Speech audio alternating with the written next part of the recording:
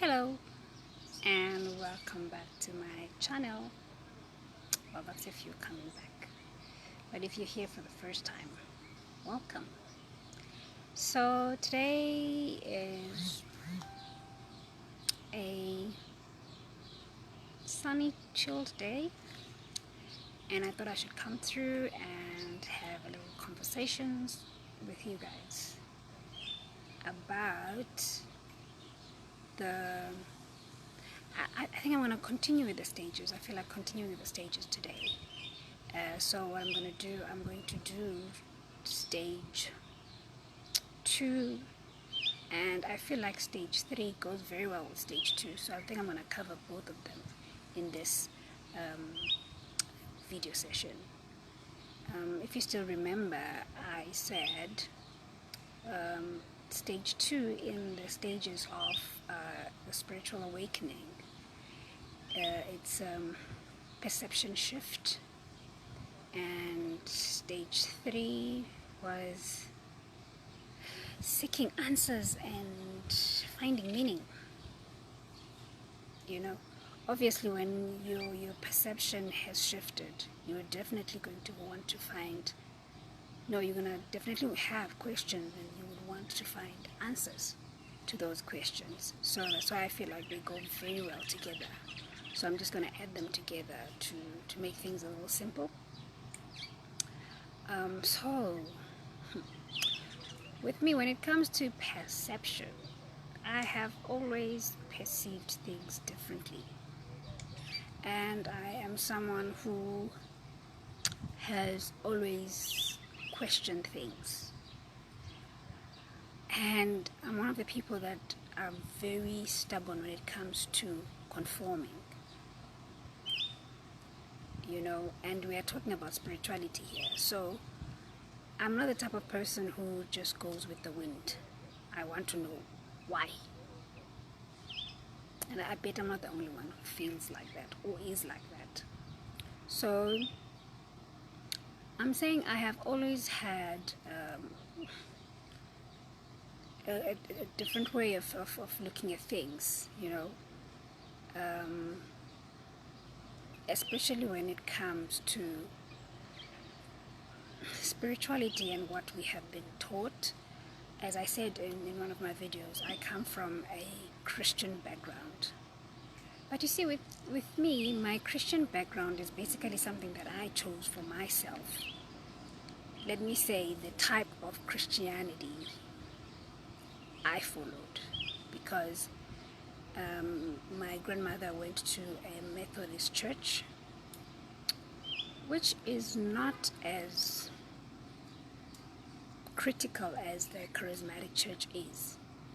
And I chose to go to charismatic churches. Now, in charismatic churches, there's a lot of doctrine. Oh my God, a lot of doctrine. And that's where most of the time I would have, questions, and I would have disagreement on things that are said or taught, or,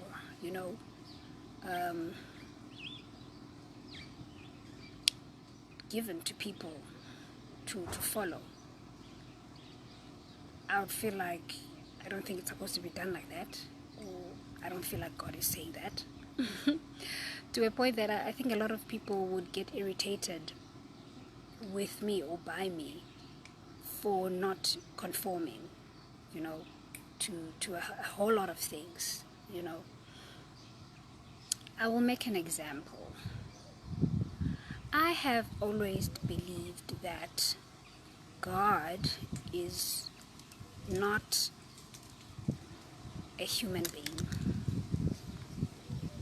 Secondly, that God is not someone who's sitting up there in a big chair with, a sword on his hand, waiting to judge people.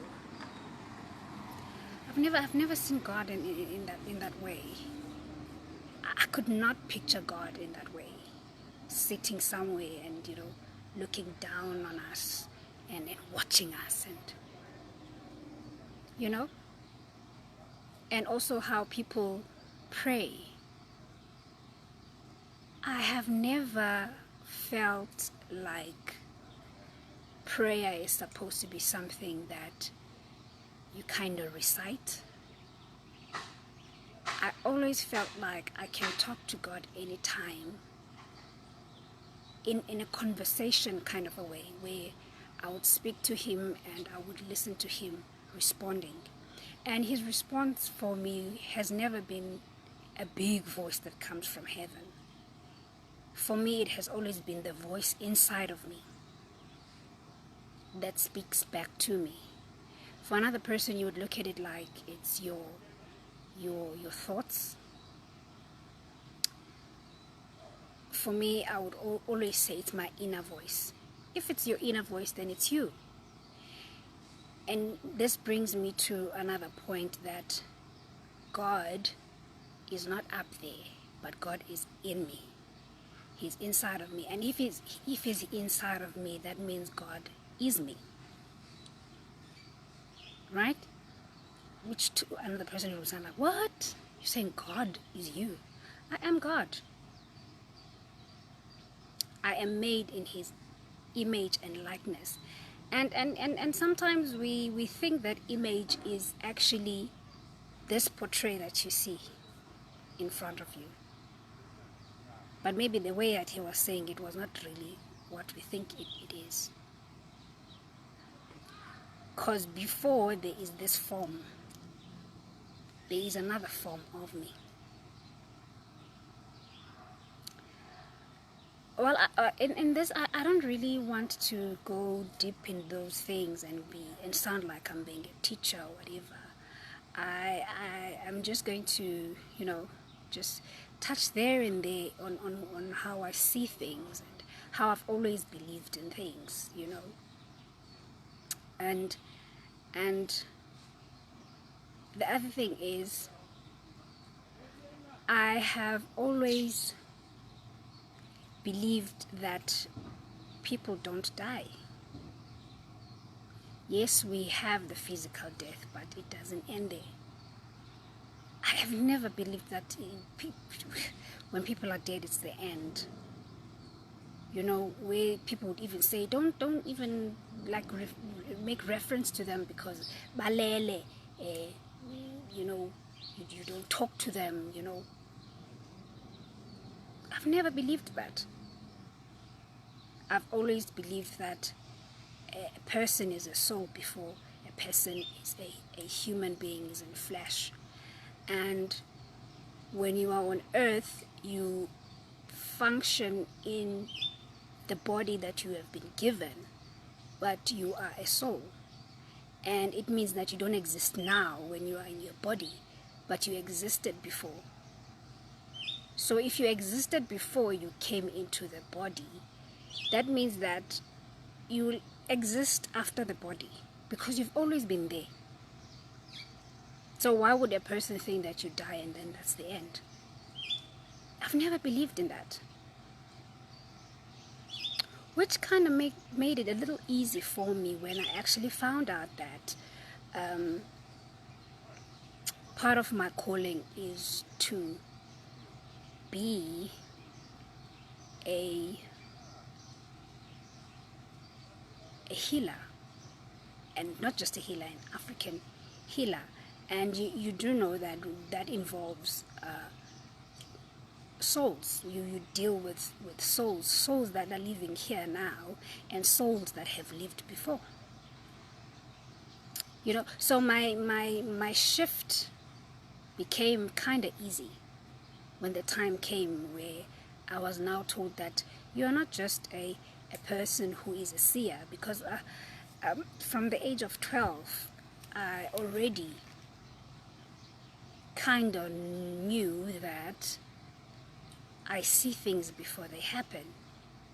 It started when I was 12. So if you are a seer, you are then given a title of being a prophet,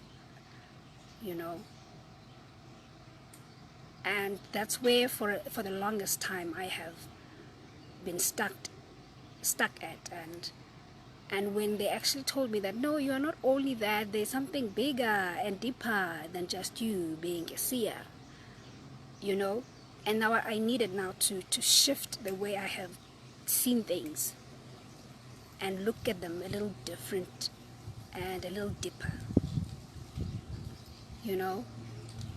And that's where my I would say my perception shift came from.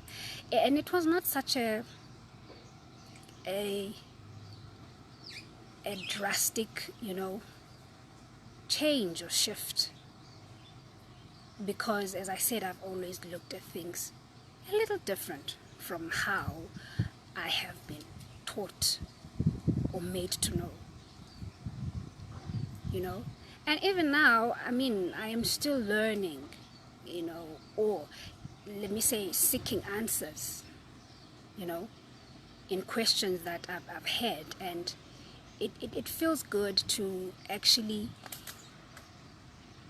kind of find answers from questions I had. And these answers are answers that somewhere, somehow, God has spoken to me. You know, the voice inside of me when I would ask him these questions. As I said, I've always believed that God is inside of me. And how I pray to him, I literally have conversations with me, meaning myself. And I would get responses within me, the small voice that speaks within me. And that voice is God. He would give me answers, and you know, and I would know that they're definitely not answers that come from me, because I would never think of that. To a point I'd be like, oh, so is that so? Like literally, I'm like talking to a person. And it also comes to, now I'm just going to give this as a pointer, where I believe that everyone has an ability to dig deep and find answers for themselves, because all of us here on earth are spiritual beings, you know, having a human experience, and that's it. So if you dig deep within yourself with the questions, you will always have answers, because you are spirit. Everyone, it's not for specific people. There's not any individual who's here on earth and is not a spiritual being. Then you must be something else, right? And to add on this, just to make it a little clearer and more understandable, is I always say to people, because this is the thing that I did with my son as he was growing as a little baby. You've noticed how kids would just have weird conversations with you, telling you things, and you're thinking, what is he talking about, or what is she talking about? I have always made this conscious decision that when my son starts talking these things, I should listen attentively and ask him questions. Because when kids come to earth, they come in their most purest form, right? They are vibrating in their highest form, because they are coming from spirit, you know. And as they grow into the society, and society starts to teach them things here on this realm, and somehow they start to detach a bit from their higher self. And even the data they come with when they are brought here on earth, it slowly gets